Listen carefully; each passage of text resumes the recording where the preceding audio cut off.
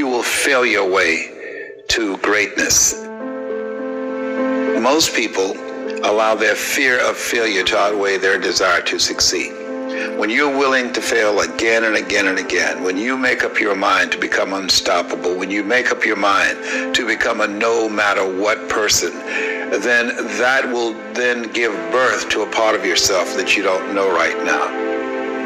Imagine, if you will, being on your deathbed and standing around your bed, the ghost of the dreams, the ideas, the abilities, the talents given to you by life, and that you, for whatever reason, you never went after that dream.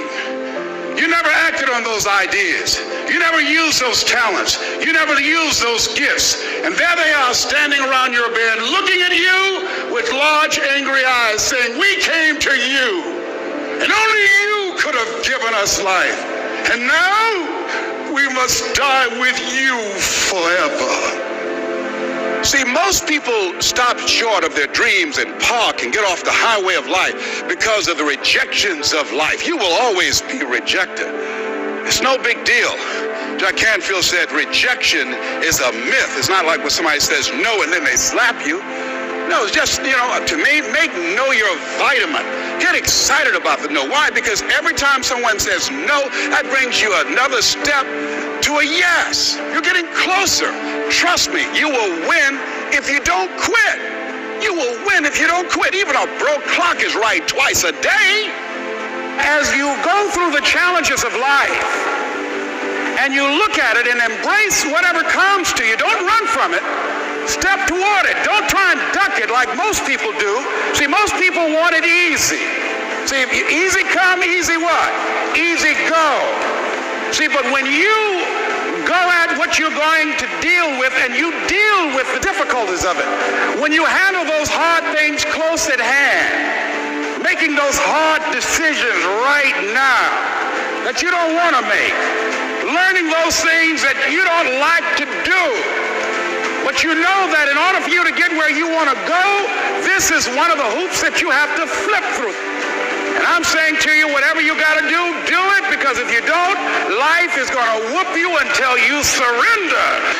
You have something that you brought to the universe, and that if you decide that my life deserves my developing this what I do well, and becoming the best at it and mastering myself and seeing what I have within me, if you decide to drop your buckets where you are and develop your gifts, I grant you, you'll never ever be without. I grant you that your gifts will take you places that will literally amaze you.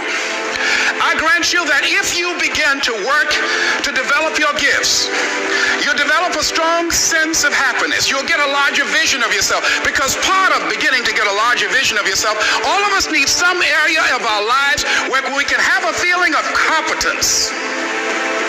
That people know when they think about this area, that's something you do. That you eat and sleep that. And that you do that. You do that. Changing is not easy.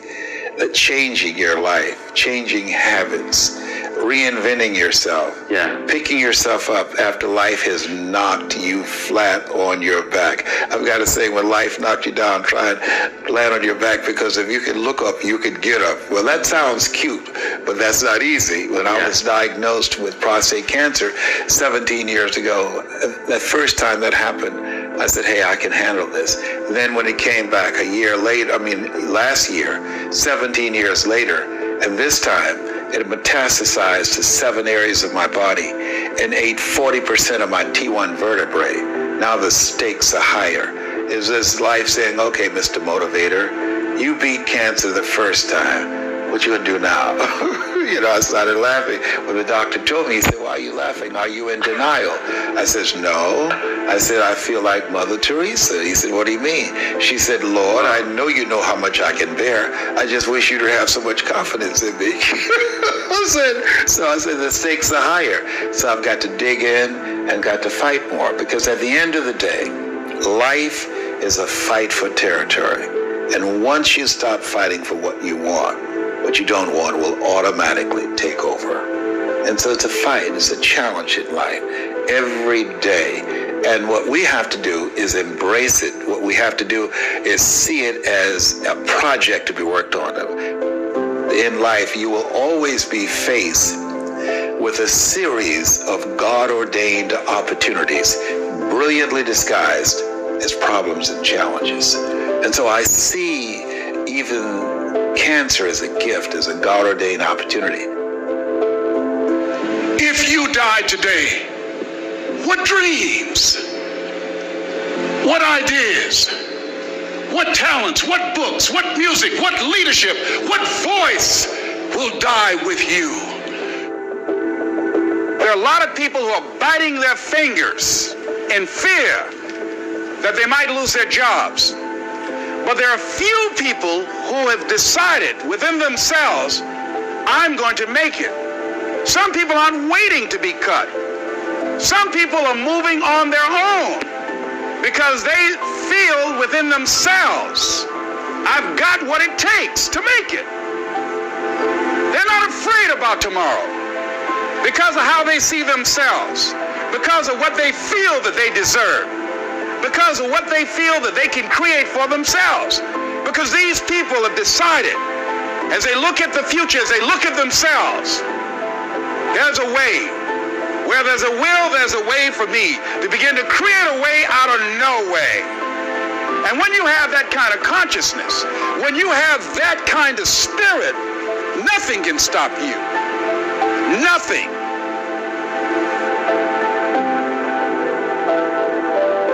There's no secret to success. There's a system to success. And no matter what organization you become a part of, the system works if you work it. If you don't work it, it won't work. But it works if you work it. And that's one four-letter word that most people don't like. They're not willing to work. There are winners, there are losers, and there are people who have not discovered how to win. And all they need is some coaching. All they need is some help and assistance, just a little support.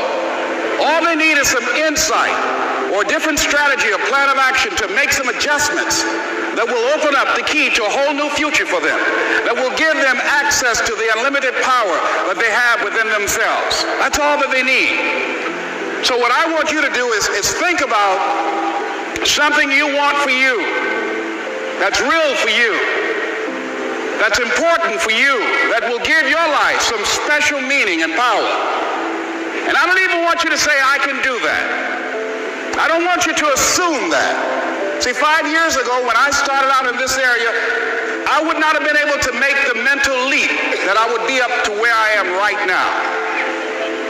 I don't want you to begin to just psych yourself out. No. I want you to be able to say something to yourself that will enable you to maintain a level of integrity with yourself. That when you say this, even when you face tremendous setbacks, it will be a benchmark to keep you in the game, to keep you moving forward and experimenting and readjusting your strategy and your plan of action, continuously looking for ways to win. I think we have to reflect on, who am I? Why am I here? What drives me? If I died today, what 3 words would I want said about me if I died today? You know, what is it that defines me? You know, and how do I define myself?